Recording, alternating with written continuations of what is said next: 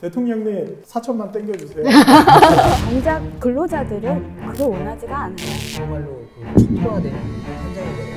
잘 만드는데 프로그램 맞아요. 홍보를 못하는 것 같아요. 맞아요. 이게 아이고 왜 저렇게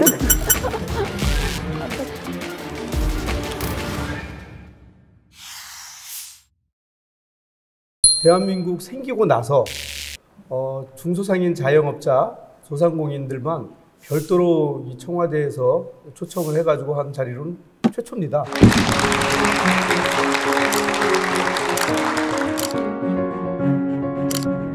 소상공인 자영업자들과 만났던 간담회 평가해 주시면 뭐 몇 점 주시겠어요? 별 5개 중에 냉정하게 냉정하면서 훈훈하게 네, 한 4개 정도 드릴게요. 하나는 하나는 예. 정말 많은 사람들이 열정을 가지고 얘기를 하고 싶었는데 네. 시간이 아쉬운 거. 맞아요. 저도 그게 좀 아쉽더라고요. 네. 예. 그게 조금 아쉽고 나머지는 정말 마음에 들었어요. 내가 만약에 그 자리에서 있으면 이런 얘기를 하고 싶었다. 이런 거 한번 말씀해 주시죠. 저는 뭐 전통 시장에 대해서 말씀을 좀 드리겠습니다. 예, 예. 근데 사실은 죽어 있는 상권을 살리기 위해서 청년몰을 지금 추진하고 있는 사업이잖아요. 근데 이제 그런데 죽어 있는 상권들이 청년몰이 들어와서 실질적으로 1년, 2년 지원을 하고 나면은 지속적으로 연결이 돼야 되는데 그런 부분이 조금 아쉽다. 그래서 가업 승계 점포를 좀 지속적으로 좀 지원을 해주면은 청년 상인들이 전통시장에 머물 수 있는 공간이 커지고 또 청년들이 또 들어올 수 있는 공간이 된다는 거를 제가 말씀드리겠습니다.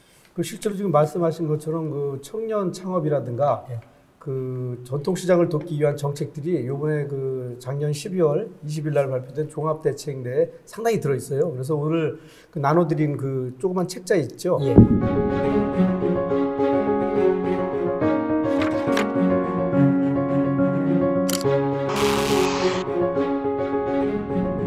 상권 분석 프로그램이라는 게 내가 여기에 매장을 오픈하려고 하는데 여기에 인구 밀집은 어떤지, 남자, 여자 비율은 어떤지 이런 좀 프로그램들이 좀 더 많은 사람들이 알았으면 좋겠어요.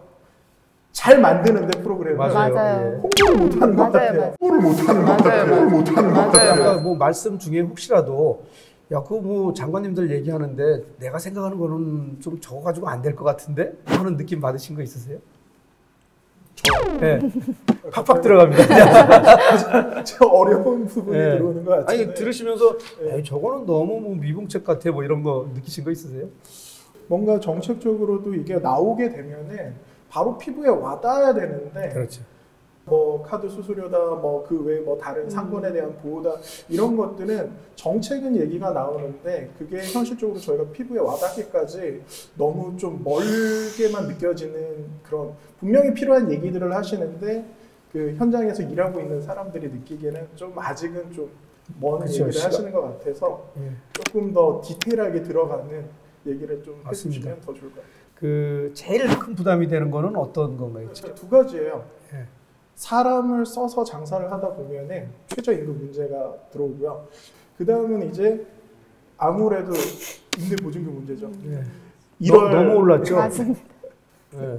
근데 아무래도 저희는 약자라고 생각을 해요.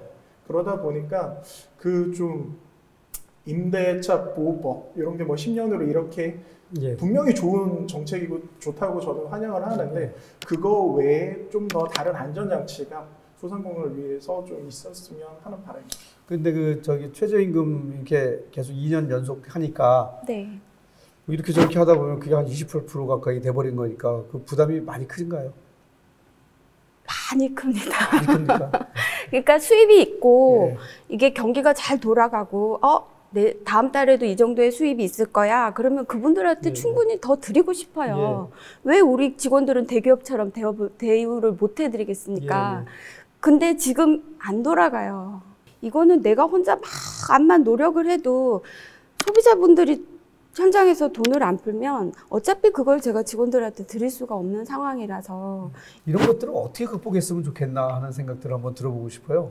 저희 지금 아르바이트 하시는 분 중에 청년이 있어요. 제가 이분을 고용하려고 했는데 임금이 올랐어요. 예. 최저시급이 올랐는데 그래서 또 무슨 정책이 있나 알아보면 다 5인 이상이 적용되는 경우가 많아요. 그래요. 네, 우리 같은 소상공인이 이제 겨우 혼자 있다가 한 명 고용을 하고 싶어서 이걸 하면 시너지 탁 일어나서 가게가 성장이 되고 직원도 안정자금이 될 것 같은데 그 중간점에서 누가 이렇게 탁 밀어주면 좋은데 그 정책이 전부 다 5인 이상인 경우가 거의 다 많더라고요. 예, 맞아요. 안 그래도 그 얘기가 한번 나왔었어요. 네.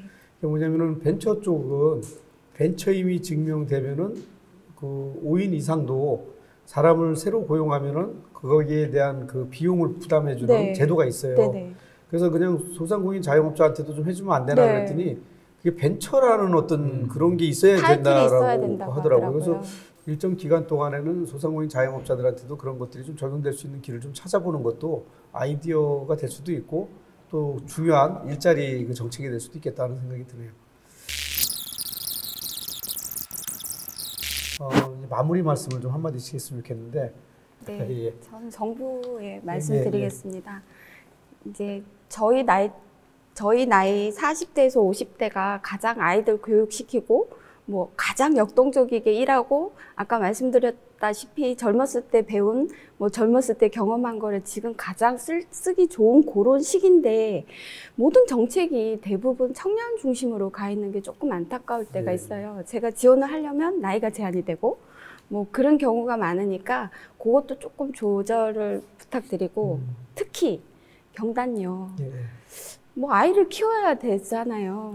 키워서 나오니까 아 진짜 맨 땅에 헤딩하는 기분인 거예요. 어디서부터 어떻게 해야 되는지 그거를 잘 모르는 이 경단료도 좀 봐주셨으면 좋겠고요. 뭐 우리 그 대통령께서 좀 시장에 좀 자주 좀 방문을 해주셨으면 좋을 것 같고요. 가능성이 있는 시장들은 좀 지속적으로 좀 성장할 수 있게끔 좀 그렇죠. 지원을 해주셨으면 좋을 것 같아요. 대통령님 그 4천만 땡겨주세요. 네, 이 말이 뭐냐면 우리나라 전체 인구가 지금 5,100만 명 정도 돼요. 근데 이 중에서 일을 경제활동을 못하는 아이들 그다음에 초고령자를 빼게 되면 약 4천만 명 정도는 경제활동 돈벌이를 해야지만 살아갈 수가 있어요. 근데 너무 힘들죠. 네. 예. 군주는 그러니까 보스는 군림한다고 하잖아요. 근데 참되는 리더는 앞에서 끌고 땡긴다고 하잖아요. 그렇기 때문에 현 정부와 현 이런 정책들이 잘 우리 경제 활동을 하는 사람들을 잘 땡겨줬으면. 오늘 그 자리는 좀 역사적인 자리였습니다. 자영업자들을 처음으로 초청한 자리이기도 하고 또 그 자영업자들 중에 많은 부분들이 그 고통을 받으면서도 이 자리를 통해서 정부하고 뭔가 손을 잡고 함께 이걸 극복해보자는 자리였습니다. 근데 대통령님께서 특히 아까 마무리 발언 하시면서 자영업자들, 소상공인들한테 너무 미안하다고 말씀하셨어요. 찡했어요. 그러니까 아는데 미안하다. 네, 찡했어요. 네. 그게 아이고, 어떡해. 잠깐만. 어휴 갑자기 왜 이래? 역지 사지 마이 강아지서.